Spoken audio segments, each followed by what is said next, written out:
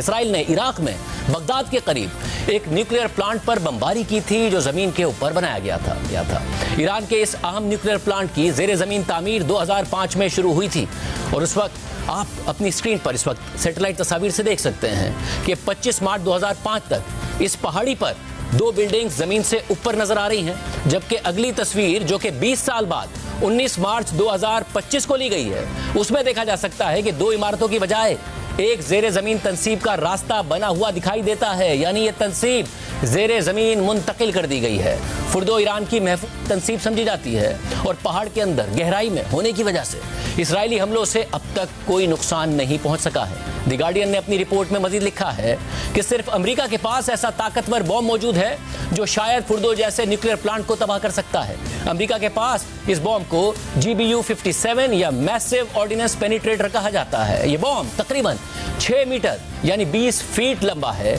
और इसका वजन 30,000 पाउंड यानी तकरीबन 13,600 किलोग्राम है और सिर्फ B-2 बमबार तैयारा ही इस बॉम्ब को ले जाने की सलाहियत रखता है और ये तैयारे भी सिर्फ अमेरिका ही के पास हैं। इसी तरह न्यूयॉर्क टाइम्स के मुताबिक इस बॉम्ब को बंकर बस्टर के नाम से भी जाना जाता है क्योंकि इसे बंकर या जेर जमीन इंतहाई महफूज तनसीब में रखे गए हथियारों को तबाह करने के लिए बनाया गया है और इस बॉम्ब को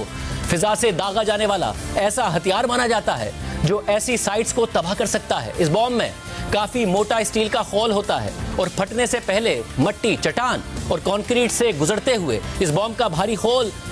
बारूदी मवाद को इंटैक्ट रखने में मदद देता है,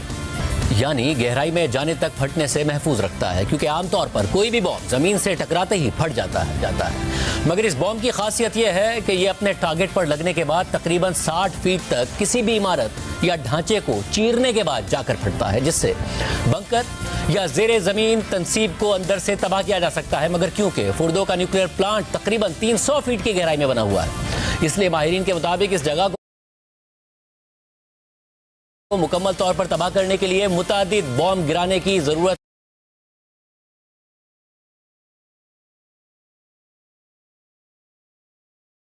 है, लेकिन इसके बावजूद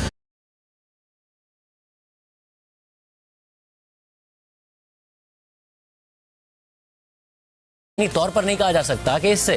फुर्दो का न्यूक्लियर तौर पर तबाह होगा या नहीं।